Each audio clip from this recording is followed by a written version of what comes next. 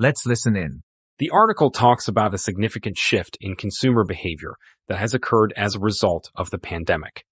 Before the pandemic, consumer spending on services was on the rise as societies became wealthier and people sought out luxury experiences, healthcare, and financial planning.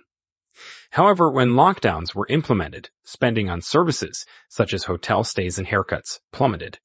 Instead, people started investing more in goods like computer equipment and exercise bikes as they spent more time at home. Even though lockdowns have been lifted for over 2 years now, the shift in consumer habits seems to be enduring. The share of spending on services is still below its pre-pandemic level, and the decline is even sharper compared to its pre-pandemic trend. In fact, consumers in rich countries are spending about $600 billion less on services than what was expected in 2019. This shift towards spending on goods rather than services has been particularly evident in leisure activities that take place outside the home, such as hospitality and recreation. People are saving money by redirecting their spending towards durable goods like chairs and fridges, as well as everyday items like clothes, food, and wine.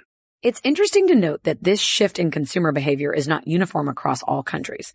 In places like New Zealand and South Korea, where there was less time spent in lockdown, people's spending on services has remained in line with the pre-pandemic trend.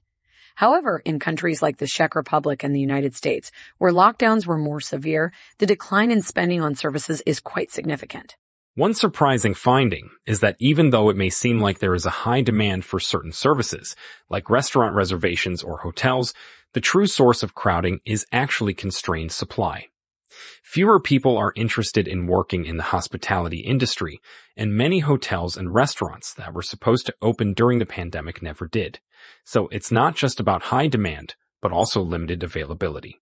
All of this has had a noticeable impact on businesses. Companies that cater to people staying at home, like e-commerce firms, have seen their share prices rise, while those that rely on people being out and about, like airlines, have struggled. Investors are definitely taking notice of this shift in consumer behavior. There are a few reasons why this hermit behavior has endured.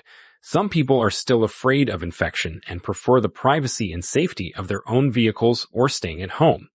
Additionally, changes in work patterns, with more people working from home, have reduced demand for services bought when they were at the office.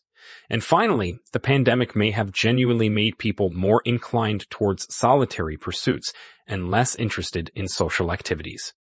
So, there you have it, the age of the hermit consumer. Consumer habits have shifted, and spending on goods has increased while spending on services has decreased. It will be interesting to see how these trends evolve in the future. Thanks for joining us today, and we'll catch you next time.